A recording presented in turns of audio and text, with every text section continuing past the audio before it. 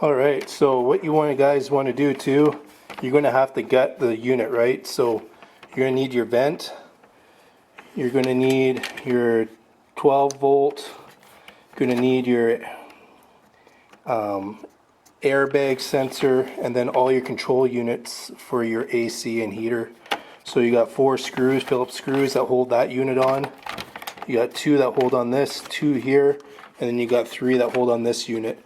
So you got to take all this jewelry off and then put it onto your new unit, because you're going to reuse all this stuff, just not the head unit. So just FYI on that. Alright, so I got everything installed into the new unit here. One thing you'll notice is for the airbag, there's actually no hole. So if you guys watch any other installs, I know there's one fellow who's doing this, he did the same unit, and he said he just plugged it in and it's just hidden in behind here. So I'm not quite sure what I'm going to do with this yet. I guess it doesn't really matter, but we'll plug it in and have it floating around. I just don't want it to be rattling and stuff, but I do have another install. The backup camera isn't here yet.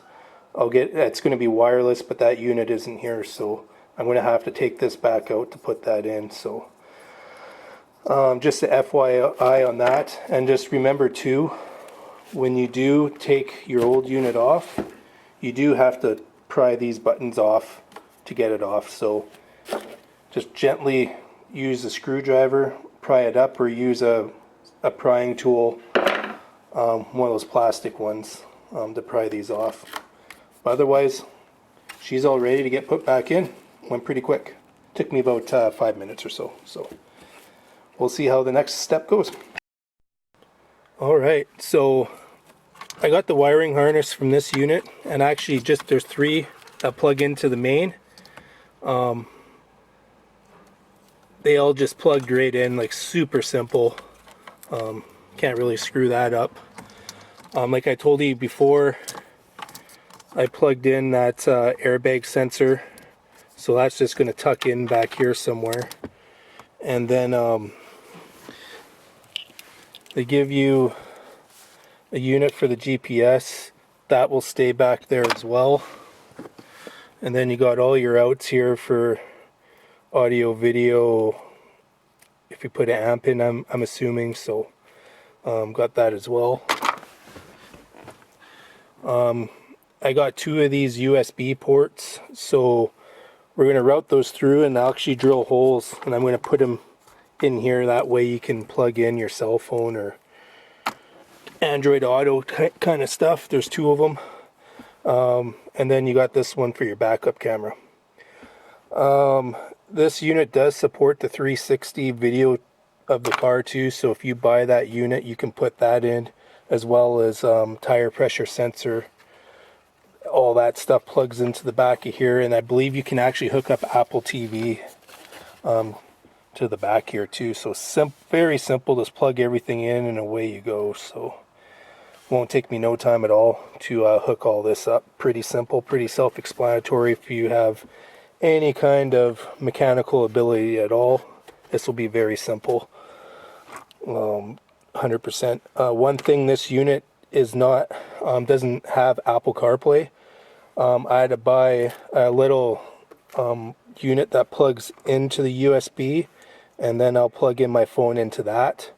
That should be in the mail here in the next few days as well. I believe it's called a Dougal or Doggy, or I don't know, some little deal that you plug into it anyways to make Android switch over to Apple if you have an iPhone. Also bought the little USB port, or the port that plugs in for you can monitor your vehicle, so that will pull up on here too. That just got here today too. And then UPS actually just delivered the brake system for this car, so it's going to slot at rotors and front and back. So that'll be a next video as well. So I'll be back with the full install. One thing I did forget to tell you guys, you gotta remember to take all these clips off all around here, the plastic and the metal ones, and make sure you put them on the new unit, because the new unit does not come with them. So you reuse all the hardware from the old unit to put onto the new unit. Just an FYI. Totally forgot to tell you guys. My bad. All right, so it's all installed. Everything's put back together. Honestly, it probably really took me half an hour, 40 minutes to do everything. So it didn't take me long at all. Super easy. Now let's see if it works or blows up.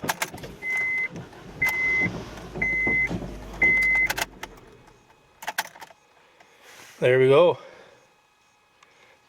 So it fires up. So you pull this off of here. And so yeah, it actually works. So I'll come back in and do another deal with it once it's all set up and go through everything. So, and then I'll do another one when I install the other components that are still in the mail that will be here in the next few days. So, but yeah, that's how you install this 10.1 Android full dash system in 8th gen Honda Civic. Pretty darn simple. Thanks.